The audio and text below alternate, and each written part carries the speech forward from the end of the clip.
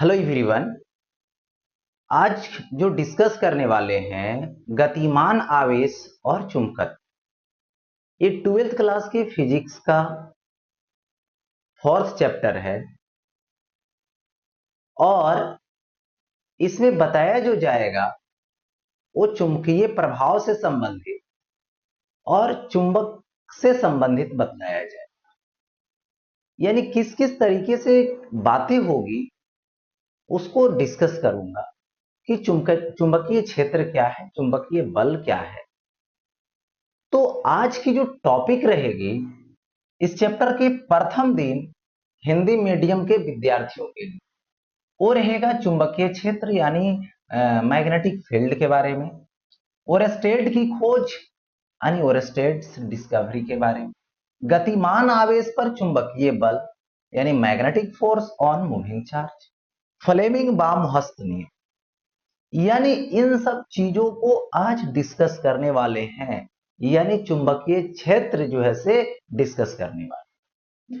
तो सबसे पहले मैं बता दूं चुंबकीय क्षेत्र ये जो है वो क्या है। तो सबसे पहले देखो, बहुत वर्षों से लगभग 2000 वर्ष से पहले लोग जानते आए हैं कि चुंबकीय क्षेत्र होता है और चुंबकीय क्षेत्र और विद्युत धारा के बीच है ना संबंध होता है। तो ये सब जानते हैं शुरुआत से ही लोग, लेकिन इसका जो अटूट संबंध है इसके बारे में 1820 ईस्वी में ओरस्टेड नाम के वैज्ञानिक ने बतलाया। क्या बतलाया उन्होंने कि जो धारावाही चालक होती है उस धारावाही चालक या फिर कोई गतिमान आवेश यानी गति कर रहे आवेश अपने चारों तरफ चुंबकीय क्षेत्र उत्पन्न करता है। उससे पहले लोग भी जानते थे कि कोई भी प्राकृतिक जो चुंबक है वो अपने चारों तरफ चुंबकीय क्षेत्र उत्पन्न करता है। उसके अंदर उस चुंबकीय क्षेत्र के अंदर या तो उस चुंबक के चारों तरफ कहीं पर भी कोई यदि लोहे की वस्तु को ले जाते हैं तो उस पे एक बल लगता है, यानी वो जो लोहे की छड़ है, लोहे की वस्तु है, एक बल का अनुभव करता है, एक बल को फील करता है। यानी वहां पर चारों तरफ क्या है, क्षेत्र उठता। अब देखिए ये चुंबकीय क्षेत्र जो होता है वो कैसे होता है, क्या रीजन है। तो सबसे पहले मैं बता दूं कि यह जो है एक प्रकार का प्रकृति है, गुण है।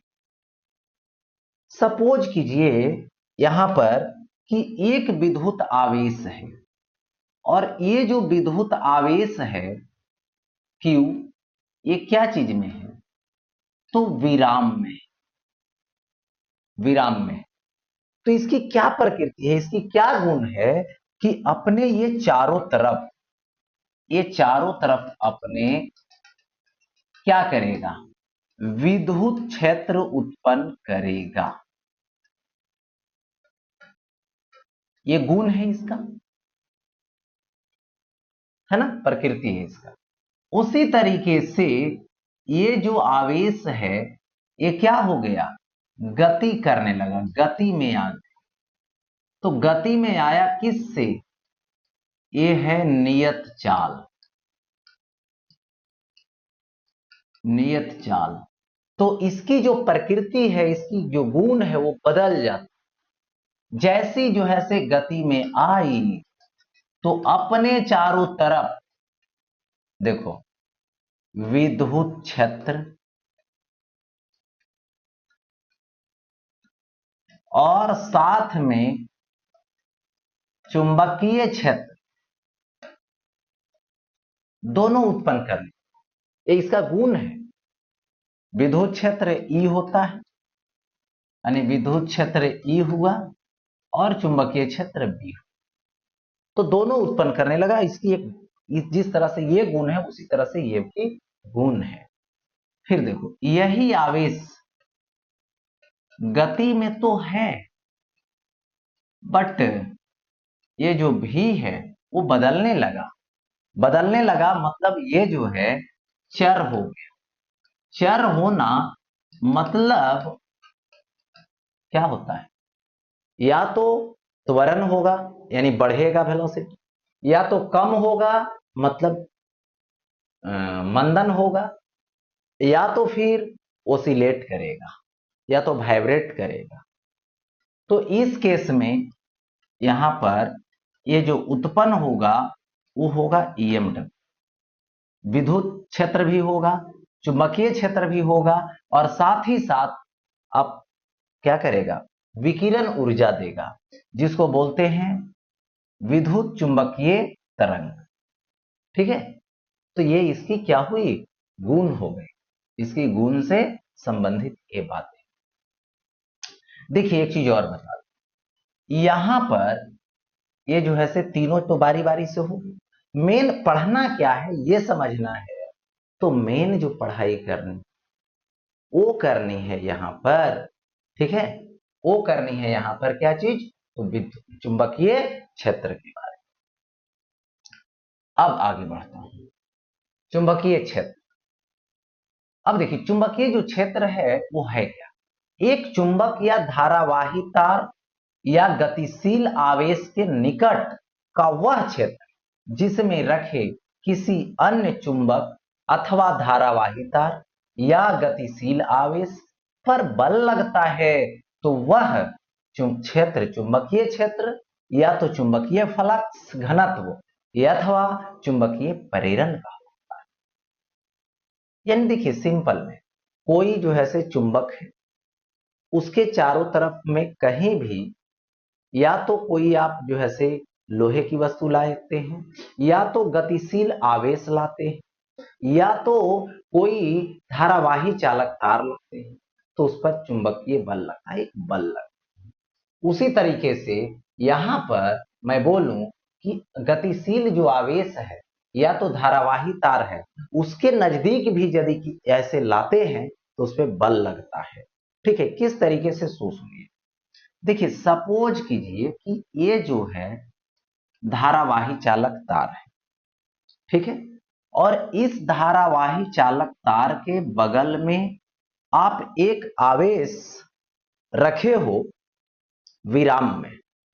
अभी ये आवेश किसी तरफ मोशन नहीं कर रहा है, किसी तरफ का बल इस पर नहीं लग। इसका मतलब है कि धारावाही जो चालक तार है वो अपने चारों तरफ इसको बल नहीं लगवा रहा, बल नहीं लगा रहा, बल का फील नहीं हो रहा है इसको।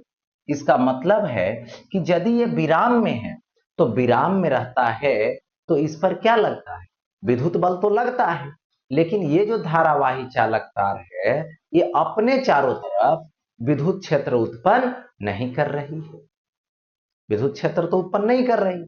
अब विद्युत क्षेत्र उत्पन्न नहीं कर रही है, जिसका मेन रीजन देखिए होता क्या है, इस चालक तार के कोई भी छोटा पार्ट काट ले, छोटा भाग काट ले, तो उस भाग में जितना धन आवेश होता है उतना ऋण आवेश होता है, तो वो जो पार्ट है वो क्या हो जाएगा, विद्युतता उदासीन हो जाएगा, तो अपने चारों तरफ विद्युत क्षेत्र उत्पन्न नहीं करता है। तो इसलिए याद रखेंगे कि जो चालक तार होती है उसमें विद्युत धारा प्रवाहित कर रहे हैं, तो अपने चारों तरफ विद्युत क्षेत्र उत्पन्न नहीं करती है। अब विद्युत क्षेत्र उत्पन्न नहीं करती है तो विद्युत क्षेत्र नहीं है, इसीलिए तो इस पर बल नहीं लग रहा। यदि होता ऐसा विद्युत क्षेत्र तब तो बल लगता, वहां रुके हुए नहीं छोड़ता उसको। इसके बाद देखिए, इसको इस दिशा में भी वेग से, जिधर विद्युत धारा की दिशा है, तो चालक तार के प्लेन में ही उसको गति दे दिया गया, गति दे दिया, वेग दे दिया गया। तो क्या होने लगा कि ये जो आवेश है अपने पथ से हटने लगा, इस तरह से डेविएट होने लगा। ठीक है, इसका मतलब है कि विद्युत क्षेत्र तो था नहीं, लेकिन जैसे ही इसको गति में लाए तो ये अपने जो है से पाथ से हटने लगा। इसका मतलब है कि विद्युत क्षेत्र के अलावे वहां पर कोई और प्रेजेंट है, वहां पर कोई और मौजूद है, तो पता चला नाम दिया गया तो वहां पर चुंबकीय क्षेत्र है, यानी धारावाही चालक तार के चारों तरफ चुंबकीय क्षेत्र है, जिससे क्या हुई, उस जो है से विद्युत आवेश जो था विराम में था तो बल नहीं लग रहा था, क्योंकि विद्युत बल तो विराम में भी लगता है, गति में भी लगता है, लेकिन यहां पर क्या है, गति में आया तब लगा। इसका मतलब है कि वहां विद्युत क्षेत्र के अलावे कोई क्षेत्र है जिसका नाम पड़ा यहां पर चुंबकीय क्षेत्र। तो धारावाही चालक चारों तरफ चुंबकीय क्षेत्र उत्पन्न करता है, या तो कोई चुंबक जो प्राकृतिक चुंबक है वो अपने चारों तरफ चुंबकीय क्षेत्र उत्पन्न करता है, या तो जैसे धारा का प्रवाह माने आवेश का प्रवाह हो रहा है, तो उसी तरीके से कोई आवेश प्रवाहित होगा, कोई आवेश गति करेगा तो अपने चारों तरफ वो चुंबकीय क्षेत्र उत्पन्न करेगा। ठीक है, यानी चुंबकीय क्षेत्र उत्पन्न किससे होगा, चुंबक से, धारावाही तार से, या तो गतिशील आवेश से। अब देखिए, ये जो चुंबकीय क्षेत्र हम लोग देखते हैं, ठीक है, ये जो चुंबकीय क्षेत्र हम लोग देखते हैं उसका एसआई मात्रक, ठीक है, एसआई मात्रक, इसका टेस्ला होता है। देखिए टेस्ला होता है और ये होता है 1 tesla is equal to 1 weber per metre square, या तो 1 न्यूटन पर एम्पियर मीटर, इसका एसआई मान। और 1 टेस्ला इज इक्वल टू होता है 10 टू दी पावर 4 गॉस है ये जो गॉस है, ये जो है गॉस, इस सीजीएस मात्रक है। कौन सा मात्रक है, तो यहां पर सीजीएस मात्रक। ठीक है, इस तरीके से अब इसमें हम आगे बढ़ते हैं कि ये जो चुंबकीय क्षेत्र है, इस चुंबकीय क्षेत्र की यदि बात करें तो इसकी जो संकेत होती है, जो सिंबल होता है, वो तो बी से निरूपित करते हैं। किससे निरूपित करते हैं, चुंबकीय जो क्षेत्र है इसका संकेत हम बी देते हैं। ये एक सदिश राशि, ठीक है, इसके पास दिशा और परिमाण दोनों है, साथ ही साथ दिशा का महत्व है यहां पर जब इसको माप लेते हैं। अब देखिए सपोज की यहां पर यदि आप इस प्लेन की बात करें, ठीक है, तो इस प्लेन में यदि चुंबकीय क्षेत्र ऐसे है, देखो इसका मतलब होता है बी, किधर के तरफ दिशा है, तो इस समतल के लंबवत अंदर की, इस समतल के लंबवत अंदर की, ठीक है, समतल के लंबवत, समतल के लंबवत अंदर की ओर, अंदर की ओर। यही चीज विद्युत धारा के लिए निरूपित करोगे, और ये चालक तार है और ऐसे लंबवत रखा हुआ है, तो बोलना है विद्युत धारा अंदर की ओर जा रहा है, इस समतल के लंबवत जा रहा है। ठीक है, एक बात। दूसरी बात यहां पर यह है कि ये जो समतल है, ठीक है, तो इसमें क्रॉस देंगे, ये क्रॉस देंगे तो अंदर की तरफ बताएगा, ये डॉट देंगे तो विद्युत धारा या चुंबकीय क्षेत्र बताएगा कि बाहर की ओर है। विद्युत धारा भी बताएगा, तार रहेगा तो बाहर की ओर और चुंबकीय क्षेत्र तो बाहर। तो यहां पे ये है क्या चीज, समतल के लंबवत है, समतल के लंबवत है ना, समतल के लंबवत बाहर की, बाहर की ओर। हो गया ऐसा, समतल के लंबवत बाहर। अब यहां पे समझिए, देखिए जो चुंबकीय क्षेत्र है वो गति कर से, माने जो आवेश है उसके गति से, तो इसको कैसे हम लोग सोच सकते हैं और फ्रेम के बारे में ये देख ले। तो देखिए, सपोज कीजिए यहां पर कि ये फ्रेम है और इसका नाम एस दीजिए और ये आवेश है क्यू। यहां पर ए विराम में और ए भी क्या चीज में है, क्यू भी क्या चीज में है, विराम में। तो इस स्थिति में विद्युत क्षेत्र उत्पन्न हुआ ई, लेकिन चुंबकीय क्षेत्र 0 होता है। इस स्थिति में चुंबकीय क्षेत्र उत्पन्न नहीं होता है। अब देखो यहां पे ये यदि जो फ्रेम है वो विराम में है और ये जो आवेश है ये क्या चीज में आ गया, गति में आ गया, भी वेग से गति कर। तो जैसी भी वेग से गति करने लगा तो चुंबकीय क्षेत्र भी उत्पन्न हो रहा है और विद्युत क्षेत्र भी उत्पन्न हो रहा है, यानी दोनों नोट 0 है, दोनों 0 नहीं। ठीक है, एक बात। दूसरी बात है यहां पर कि ये जो है से फ्रेम है, ये विद्युत आवेश है और ये यदि मान लो गति में आ जाए, ठीक है, और ये आवेश जो है ये विराम में रहे, तो इस स्थिति में यदि कंपेयर करोगे तो क्या हो रहा है, आपेक्षिक गति हो रही है। तो इस स्थिति में भी चुंबकीय क्षेत्र उत्पन्न होगी और विद्युत क्षेत्र उत्पन्न होगी।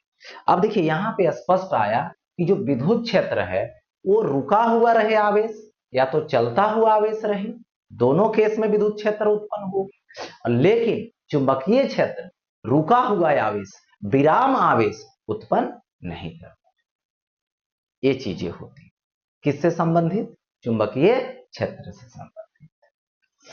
अब देखो आगे बढ़ते, इसके लिए देखिए डिस्कवरी किए, मतलब एक्सपेरिमेंट किए कि विद्युत धारा जो है वो चुंबकीय क्षेत्र उत्पन्न करती। तो एक तो मैंने बताया आपको कि चालक तार के बगल में आप कोई आवेश रखते हैं, विद्युत धारा प्रवाहित होती है, आवेश को रोक के रखते हैं तो कोई प्रभाव नहीं होता है। वही यदि मोशन करवा देते हैं, गति करवा देते हैं आवेश को, तो वो अपने रास्ते से भटकने लगता है, डिफ्लेक्ट होने लगता है, विक्षेपित होने लगता है। इसका मतलब उस पर बल तो आया कौन, विराम में है, विद्युत बल रहता तो विराम में भी उस पर लगता, लेकिन विद्युत है नहीं, वहां पर एक नया है चुंबकीय क्षेत्र और उस पर बल लगा रहा है चुंबकीय। तो उस तरीके से ओरेस्टेड जी की जो डिस्कवरी है, ओरेस्टेड ने प्रदर्शित किया कि चालक तार में प्रवाहित विद्युत धारा तार के निकट स्थित चुंबकीय सुई को विक्षेपित कर, ये जो है से 1820 ईस्वी में डिस्कवरी करके बताए कि देखिए ये चालक तार है, इससे विद्युत धारा प्रवाहित हो रही है और इसमें यदि माने इसी के नजदीक एक चुंबकीय सुई को लाए हैं और रखे हैं तो चुंबकीय सुई जो है विक्षेपित हो जाती है। तो चुंबकीय सुई पर बल लगेगा तभी विक्षेपित होगा। तो चुंबकीय सुई पर बल लग रहा है यानी धारावाही चालक तार अपने चारों तरफ चुंबकीय क्षेत्र उत्पन्न कर रही है, ऐसा तो होता है। अब देखिए यहां पर इसके बाद इसमें देखा गया कि विद्युत धारा को रोक दिया जाता है, विद्युत धारा बंद हो जाती है, आई 0 हो जाती है, तो चुंबकीय क्षेत्र का जो चुंबकीय सुई का जो विक्षेपण है वो भी समाप्त हो जाता है, जिस स्थिति में पहले था उसी स्थिति में आ जाता है।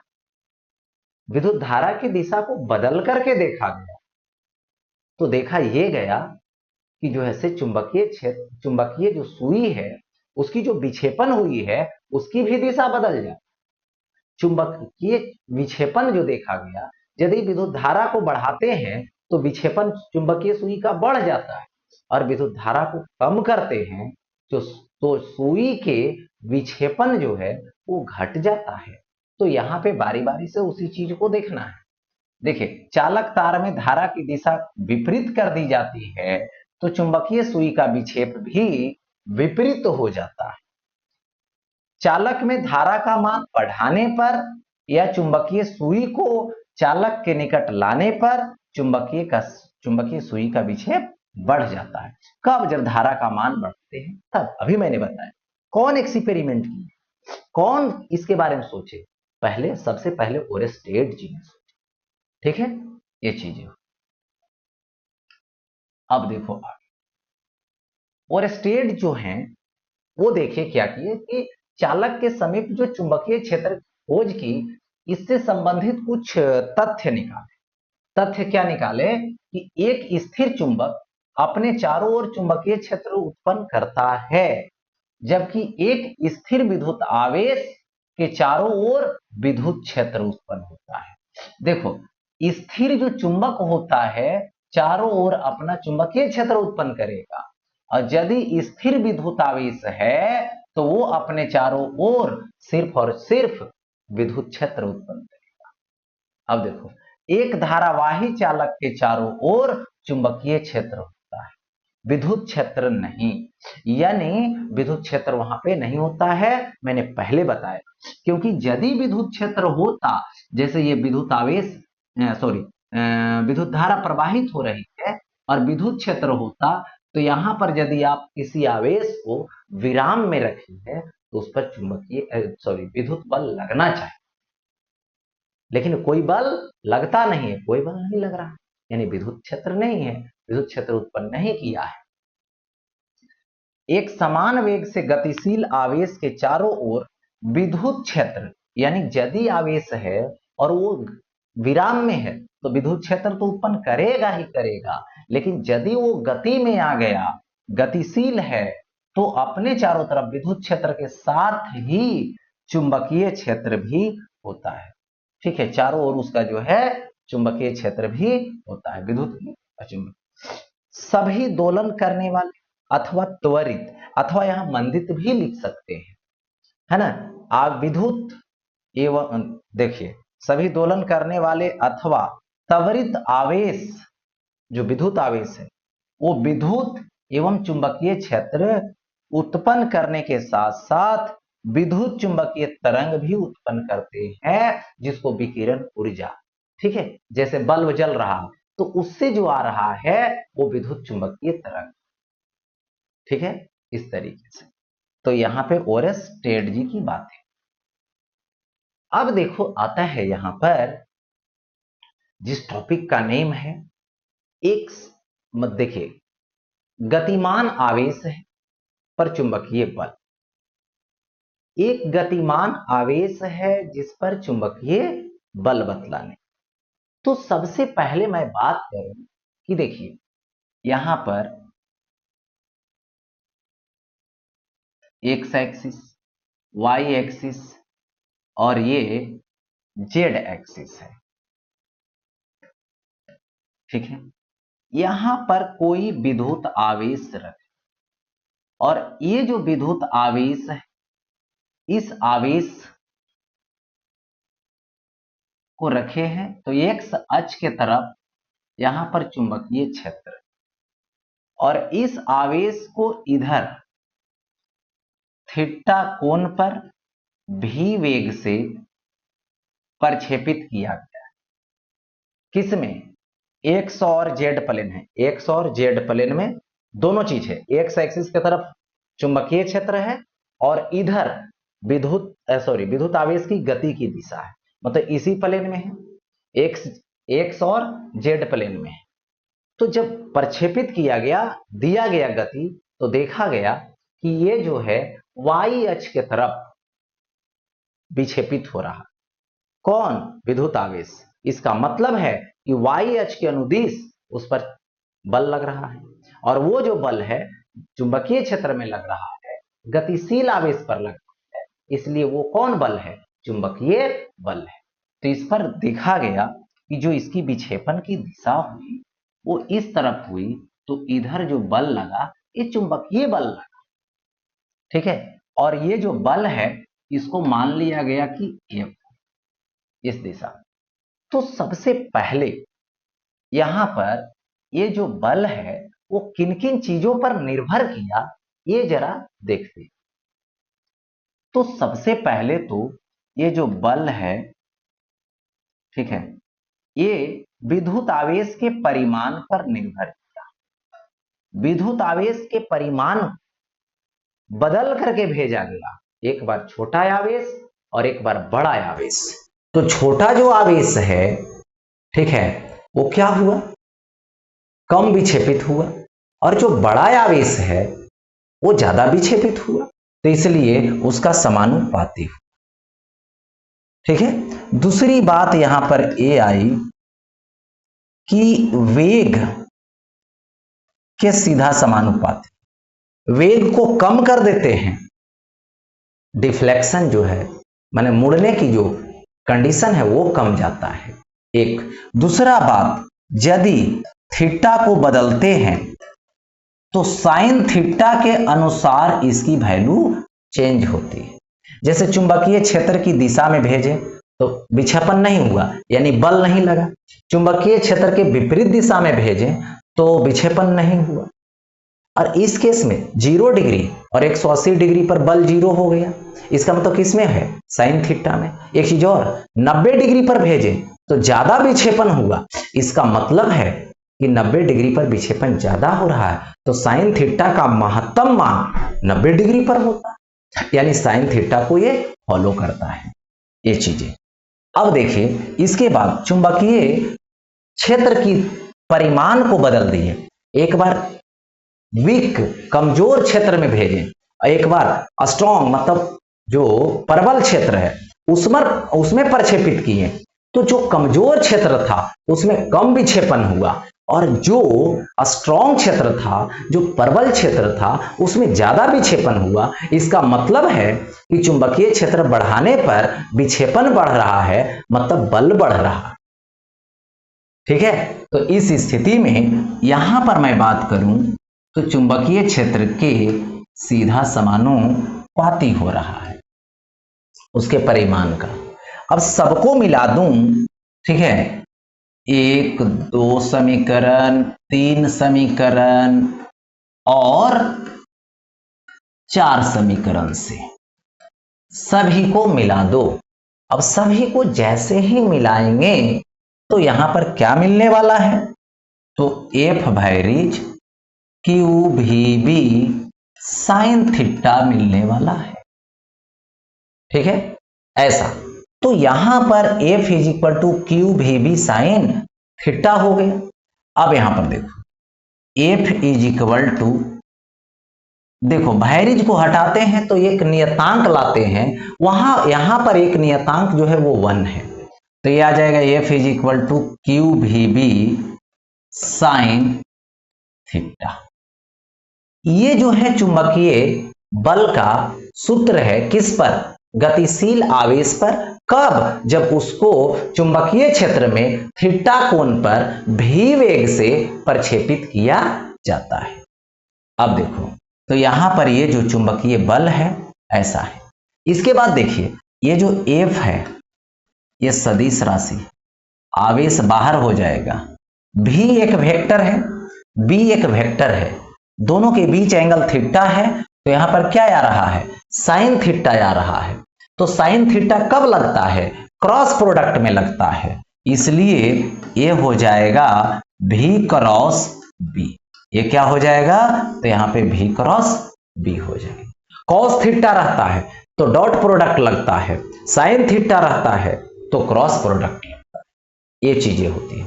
तो अब तो ये समझ में आ गया कि यहां पर जो देख रहे हैं, ठीक है, ये भी क्रॉस बी है। एक चीज और देखिए, ये जो भी और साइन थीटा है, तो देखिए भी इधर है और बी इधर है, तो चुंबकीय क्षेत्र के लंबवत दिशा वाला होगा भी साइन थीटा। अच्छा, अब इसकी हम बात करें, देखिए सपोज कर लीजिए कि यहां पर एक आवेश है प्लस क्यू, उसको आपने भी वेग से इधर भेजा है, बट यहां पे चुंबकीय क्षेत्र की दिशा इधर है और इसके बीच का ये एंगल थीटा है। तो इस पर चुंबकीय बल लगेगा और चुंबकीय बल जो होगी वो Q इंटू भी क्रॉस बी का होगा। तो यहां पर मैं बात करूं कि इसकी जो दिशा होगी, इस चुंबकीय बल की जो दिशा होगी, आपने क्या किया, भी से बी में क्रॉस किया, भी क्रॉस बी किया, तो भी से बी के तरफ उंगली को मोड़ो, किसका, दाहिना हाथ मोड़ो, अंगूठा किधर दिखाएगा, ऊपर के तरफ दिखाएगा। इसका मतलब चुंबकीय बल इस दिशा में। और यही यदि यहां पर मैं बात करूं, दे दिया गया ऐसा कि ये जो आवेश है वो ऋणात्मक आवेश है, और ऋणात्मक आवेश रहे और इधर आपने भी वेग से प्रक्षेपित किया, और ये चुंबकीय क्षेत्र है, इसके बीच का एंगल थीटा है। तो यहां पर अब बात करें तो यहां से F इज इक्वल टू आएगा माइनस क्यू इंटू भी क्रॉस बी आएगा, यानी ऋणात्मक तरीके का आएगा। तो यहां पर जो बल लगने वाला है वो किधर लगने वाला है, नीचे के तरफ लगने वाला है। क्यों, क्योंकि भी क्रॉस बी करेंगे तो किधर जाएगा, ऊपर जाएगा, तो ऋणात्मक है तो किधर जाएगा, नीचे जाएगा, यानी माइनस भी क्रॉस बी हो जाएगा। हो गया ऐसा, तो ये चीजें हो गई। अब देखिए यहां पर मैं बेसिक बातें करूं, सबसे पहले तो देखिए क्या, F is equal to main चीज आया Q V B sine theta, जहां पर बी क्या है, चुंबकीय क्षेत्र है। कैसी राशि है, सदिश राशि। इसका मात्रक मैंने बता दिया, बट इसका विमा होता है, डायमेंशन होता है, वो कैसे निकालो, तो उसके लिए सबसे पहले देखिए इसको फार्मूला को साइड करना पड़ेगा। तो बी, तो इधर आएगा एफ क्यू भी साइन थीटा, क्यू भी साइन थीटा होगा। ओके, तो अब यहां से देखिए एफ रहेगा तो बल एम एल टी पे पावर -2, चार्ज का ए टी इंटू भी का एल टी पे पावर -1। इसके बाद साइन थीटा का कोई भी मान नहीं हो, बारी बारी से। एम अकेला है, एल एल कट जाएगा, एल पे पावर 0 हो जाएगा, ठीक है। एक टी कट जाएगा, ये ऊपर वाला बचेगा टी पे पावर -2, ए पर पावर +1 ऊपर जाएगा तो -1, यानी चुंबकीय क्षेत्र जो है वो बी का ये बेईमानी कर देगा, ठीक है। इस तरीके से बेईमानी कर देगा।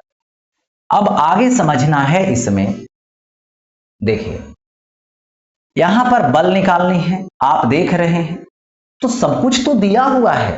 अब बल की बारी है तो F इज इक्वल टू लगाएंगे Q इंटू भी बी साइन थीटा, यही क्या है, बेसिक कंसेप्ट है, यही क्या है, बेसिक फॉर्मूला है। अब यहां पर हम लोग वैल्यू पुट करने वाले, क्या, विद्युत आवेश का value 1.6 into 10 to the power -19 हो, भी का वैल्यू दे दो 10 टू दी पावर 6 होगा, बी का वैल्यू दे दो 4 आ जाएगा, इंटू साइन थीटा यानी 30 डिग्री, साइन 30 डिग्री लगा दो। हो गया ऐसा। तो यहां पर अब कुछ बातें हैं, इसको लिखता हूं। देखिए ये 4 है तो 4 इंटू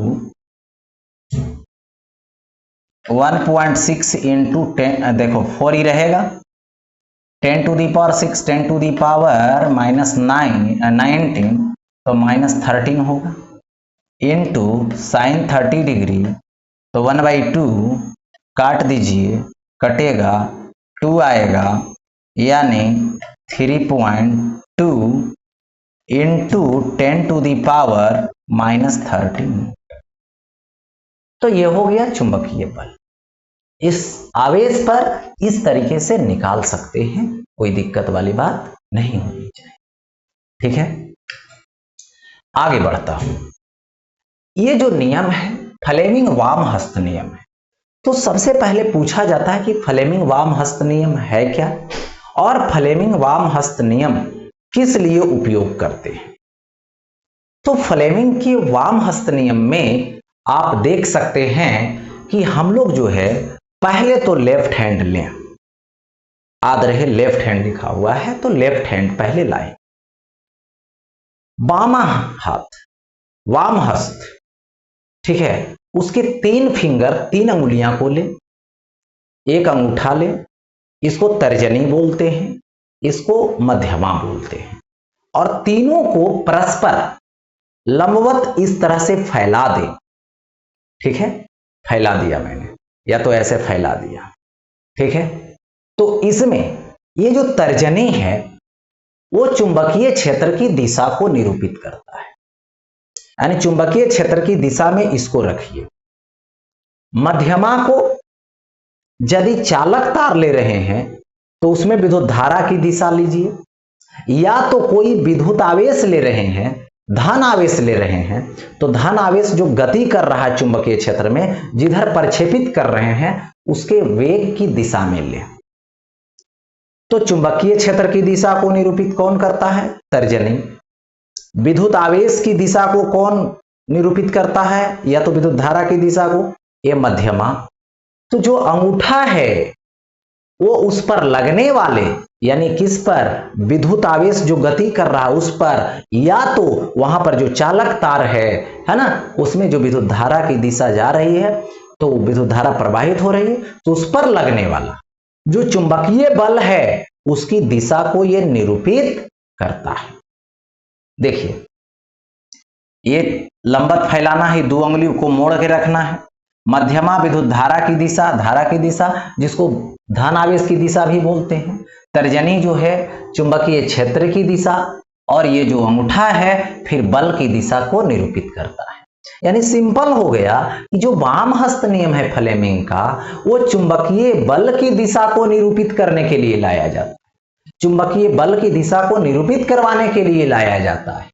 तो यहाँ पे इस नियम के अनुसार अपने बाएं हाथ की तर्जनी, मध्यमा तथा अंगूठे को इस प्रकार फैलाया जाना चाहिए कि ये तीनों एक दूसरे के परस्पर लंबवत, ठीक है। यदि तर्जनी चुंबकीय क्षेत्र की दिशा और मध्यमा विद्युत आवेश की गति या चालक में प्रवाहित विद्युत धारा की दिशा की ओर संकेत करती है तो अंगूठा विद्युत आवेश या फिर चालक पर बल की दिशा संकेत करेगा। यही है फ्लेमिंग के वाम हस्त नियम। चलिए आगे बढ़ते हैं, देखते हैं। यहां पे समझनी है, एक प्रोटॉन जेड अक्ष के अनुदिश नियत वेग से गति कर रहा है। अब यहां पर अक्ष वाली बात आ गई, तो अक्ष की बात करूं, जैसे यहां पर सपोज कीजिए ये जो अक्ष है वो एक्स अक्ष है, ये जो अक्ष है ये वाई अक्ष है, और ये जो बाहर के तरफ अक्ष है इसको जेड अक्ष बोलते हैं, जो बाहर के तरफ है। तो बाहर के तरफ नहीं दर्शा के ऐसे दर्शा दिए जेड अक्ष। तो यहां पर आप क्या कीजिए, एक धन आवेश लीजिए तो ए प्लस क्यू हो जाएगा, और इसको जेड अक्ष के अनुदिश गति करवा दीजिए। कितना से? भी वेग से। तो ये जो है भी वेग से गति कर रहा है, ठीक है। तो यहां पे भी वेग से गति करवा दी। अब देखिए, यदि एक्स अक्ष के अनुदिश एक चुंबकीय क्षेत्र, यानी चुंबकीय क्षेत्र आरोपित किया जाए, किसके अनुदिश? एक्स अक्ष के अनुदिश, तो चुंबकीय क्षेत्र बी हो गया एक्स अक्ष के अनुदिश। तो प्रोटॉन पर चुंबकीय बल की दिशा होगी, तो प्रोटॉन पर चुंबकीय बल की दिशा होगी ये बतलाना है। तो प्रोटॉन पर चुंबकीय बल की दिशा किधर हो? तो सबसे पहले तीनों फिंगर लाइए, है ना, तीनों फिंगर आ जाएगा। तो तीनों फिंगर आया। अब यहां पे तीनों फिंगर की यदि बात करें तो सबसे पहले तर्जनी को किधर ले जाऊं? चुंबकीय क्षेत्र की दिशा। मध्यमा को जेड एक्सिस में, वेग की दिशा को तो अंगूठा किधर दिखा रहा है? वाई अक्ष में, और यही जो है से क्या दिखा रहा है? बल दिखा रहा है, चुंबकीय बल दिखा रहा है। तो चुंबकीय बल किधर होगा? यहां पर वाई अक्ष के अनुदिश। तो एक्स अक्ष के अनुदिश ये, जेड अक्ष के अनुदिश ए, तो यहां पर एफ जो है वाई अक्ष के अनुदिश लगेगा, यानी इधर। ऐसे भी देखो, वेग इधर है, तो फोर्स बराबर क्या होता है, दिशा लेने के लिए Q इंटू भी क्रॉस बी लेते हैं। ठीक है, तो इस केस में भी बाहर के तरफ, बी इधर, तो भी से बी के तरफ मोड़ेंगे तो वाई एच के अनुदिश जाएगा फोर्स। ठीक है, ये हो, आगे चलता हूं नेक्स्ट। अब देखिए कुछ बातें हैं, विशेष स्थितियां हैं।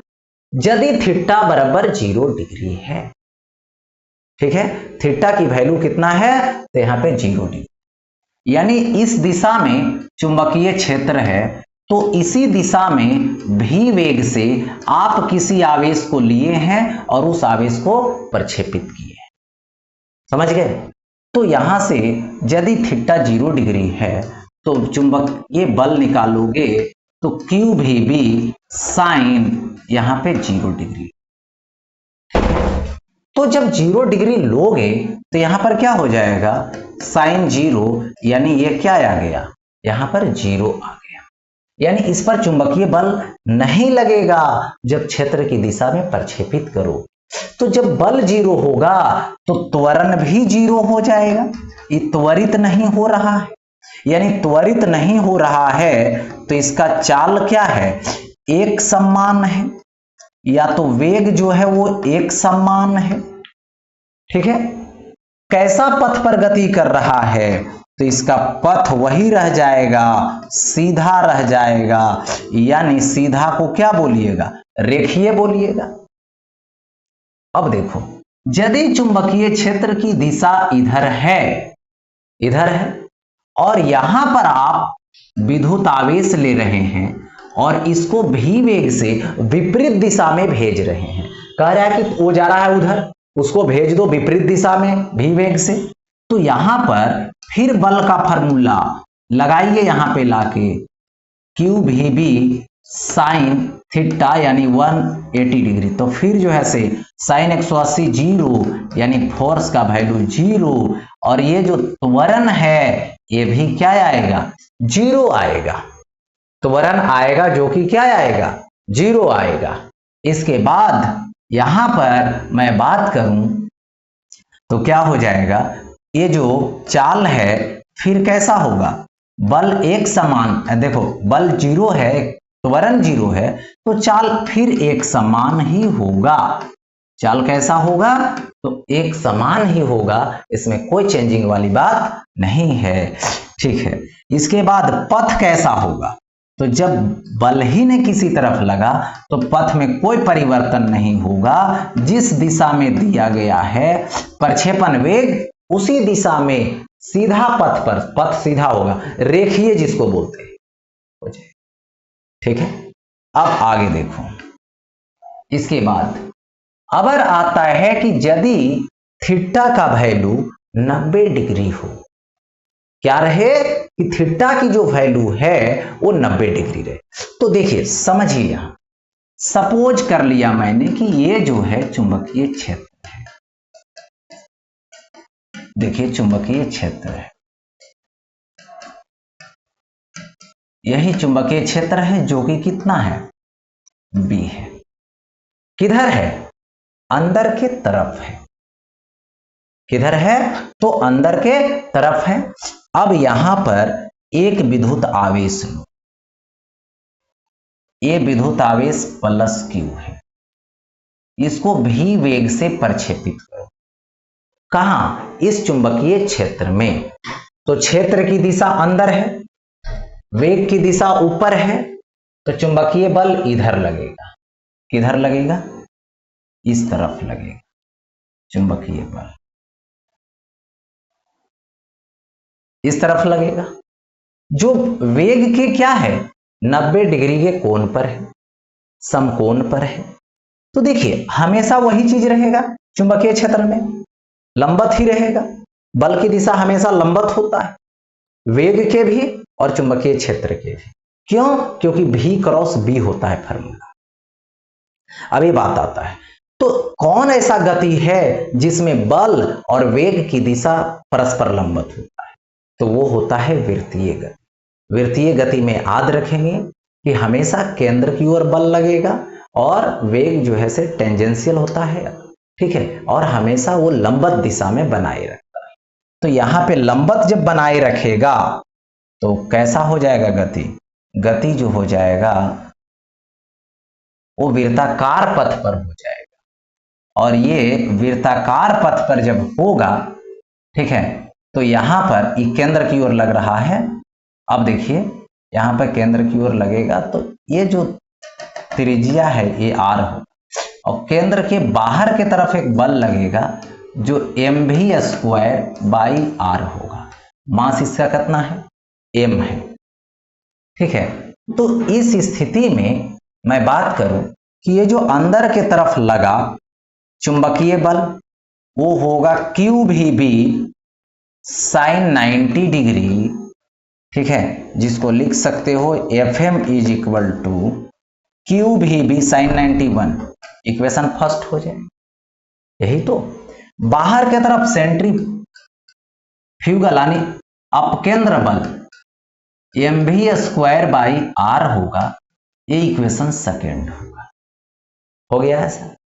अब दोनों को आपस में बैलेंस कर लो तो यहां से FM is equal to FC होता है। तो यहां लिख देंगे समीकरण 1 और 2 से, तो क्या आएगा, FM के जगह पे QVB आएगा इज इक्वल टू FC यानी mv² आएगा, ठीक है। तो यहां से एक भी से एक भी कट जाएगा, R इधर आएगा तो R is equal to mv/QB आएगा, यानी त्रिज्या जो होगी वो क्या आएगी, mv/QB आएगा। ये बेसिक फार्मूला है, इसको याद रखना। अब देखो P बराबर होता है mv, तो अभी क्या लिख दोगे, R बराबर P/QB लिख दोगे, ठीक है, ऐसा। अब देखो एक चीजें और समझ लें, P क्या है, संवेग है। P क्या है, तो यहां पर संवेग है, ठीक है। अब देखो P बराबर होता है √2km। K क्या है, गतिज ऊर्जा है। तो यदि गतिज ऊर्जा के टर्म में लिखें तो R बराबर P, तो P के जगह पे लिखेंगे 2km बाई क्या लिखेंगे, यहां पे QB लिखेंगे।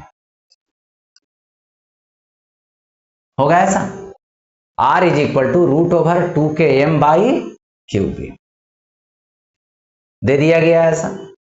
अब देखिए इस तरीके से मैंने दे दिया। अब यहां पर सिचुएशन ए है कि K जो है गतिज ऊर्जा है, तो Q इंटू वोल्टेज यानी क्या है, विभवांतर है। क्योंकि किसी भी विद्युत आवेश को वेग ऐसे आप नहीं दे सकते, उसको प्रक्षेपित करने के लिए, है ना, उसको क्या करना पड़ेगा, आपको वोल्टेज अप्लाई करना पड़ेगा, विभवांतर देना पड़ेगा, तभी जो है वो गति कर पाएगा। तो ये हो गया K is equal to QV। अब K इज इक्वल टू यदि QV आता है तो उस केस में तो सिंपली है, क्या हो जाएगा, K के जगह पे QV रख देंगे, तो R is equal to √2QV, voltage है यहां पे M, और बाई क्या आएगा, QB आएगा। तो ये मैंने रख दिया। अब देखो ये यदि घूम रहा है ऐसे, तो देखिए घूम रहा है ऐसे, तो इसका आवर्त काल होता है, आवर्त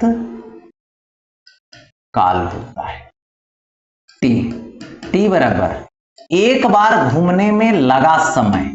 तो एक बार घूमने में लगा समय क्या होगा, एक बार घूमेगा तो पूरी दूरी 2πr होगी, और उसको स्पीड से डिवाइड कर दो, तो स्पीड से v से डिवाइड कर दिया मैं, तो T इज इक्वल टू 2π और बाई v होगा इंटू R के जगह पे अभी मैंने प्रूफ किया था mv/QB, तो v से v तो कट जाएगा, तो T इज इक्वल टू क्या आएगा जी, 2πm आएगा और बाई क्यूबी आएगा। तो T is equal to 2πm by Q B हो गया। इसी तरीके से आवृत्ति यदि निकालें, ठीक है, तो आवृत्ति जो है, फ्रीक्वेंसी जो है 1/, आवर्त काल होता है। तो उल्टा कर देंगे तो फ्रीक्वेंसी इज इक्वल टू, उल्टा लिखेंगे तो क्या लिखेंगे, क्यूबी बाई 2πm लिखेंगे। आवृत्ति क्या हो गया, क्यूबी बाई 2πm हो, ये आवृत्ति निकल गया। अब आगे बढ़ता हूं, देखिए 3 आवेश प्रोटॉन, न्यूट्रॉन तथा अल्फा कण समरूप अनुप्रस्थ चुंबकीय क्षेत्र में प्रक्षेपित किए जाते हैं, ठीक है, कि त्रिज्याओं का अनुपात क्रमशः ज्ञात करो यदि उनके प्रक्षेपण वेग समान हो। प्रक्षेपण वेग समान है, एक ही चुंबकीय क्षेत्र में प्रक्षेपित किया गया है। कितने चीजों को, 3 चीजों को। तो सबसे पहले कौन है, प्रोटॉन है। तो देखिए प्रोटॉन का मास mpm मान, प्रोटॉन का चार्ज qpe होता है प्लस, ठीक है। तो इसकी जो त्रिज्या होगी rp, वो क्या होगा, mv बाई qb होगा। तो rp is equal to mv by, यहां आ जाएगा eb। चलिए ये किसके लिए हो गया, इसकी बात किए तो प्रोटॉन की, किसकी बात किए तो ये हो गया प्रोटॉन। अबर कौन है, तो यहां पे है न्यूट्रॉन। देखिए न्यूट्रॉन होता क्या है ये समझिए। न्यूट्रॉन नाभिक है, किसका नाभिक है, तो ड्यूटेरियम होता है हाइड्रोजन का, उसी का नाभिक है। ड्यूटेरियम के नाभिक में देखिए एक न्यूट्रॉन और एक प्रोटॉन होता है, यानी इसका मास की बात करें न्यूट्रॉन का तो 2m होगा। इसकी आवेश की बात करें तो सिंगल एक प्रोटॉन होगा अंदर। तो अब इसकी यदि रेडियस की हम बात करें तो ये आ जाएगा mv और बाई ये आ जाएगा qb। तो r alpha is equal to md भी, तो md कितना आएगा 2m और इनटू क्या आएगा v आएगा, और बाई qd भी, तो q का वैल्यू e होगा और ये b हो। तो ये हो गया न्यूट्रॉन। अगर क्या है, यहां पे अल्फा है तो इसको लिखेंगे अल्फा कण। ये क्या हो गया, यहां पे अल्फा कण हो गया। अब अल्फा कण यदि लेंगे तो ये जो होता है ये हीलियम का न्यूक्लियस होता है, याद रखेंगे। अब हीलियम का न्यूक्लियस है तो सबसे पहले अल्फा का मास जो है, हीलियम में के न्यूक्लियस में 2 प्रोटॉन और 2 न्यूट्रॉन होता है तो 4 हो जाएगा, 4m। इसकी जो अल्फा होगी 2 प्रोटॉन के बराबर होगा, क्योंकि न्यूक्लियस में 2 प्रोटॉन है 2 न्यूट्रॉन, तो न्यूट्रॉन तो न्यूट्रल है, तो आवेश किसका होगा, प्रोटॉन का होगा। तो यहां पे ऐसे दे दो, इसका r अल्फा लीजिए तो mv और बाई क्या लीजिए, qb लीजिए, यानी mv बाई qb लेना है। तो यहां से यदि अब डिसाइड करें कि ये रहा r अल्फा, तो r alpha is equal to क्या आएगा m, तो ये होगा 4m और इनटू क्या आएगा, यहां पर v आएगा, बाई q आएगा, तो q का वैल्यू 2e आएगा और इनटू b। कैंसिल कीजिएगा तो r अल्फा, ठीक है, कैंसिल हो जाएगा, 2mv बाई eb आ जाएगा, ठीक है।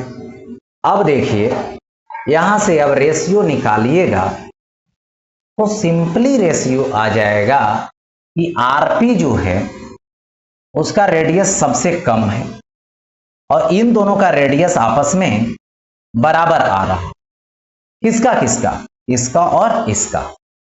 तो यहां पर यदि हम डिस्कस करें कि प्रोटॉन का जो रेडियस है छोटा है किससे?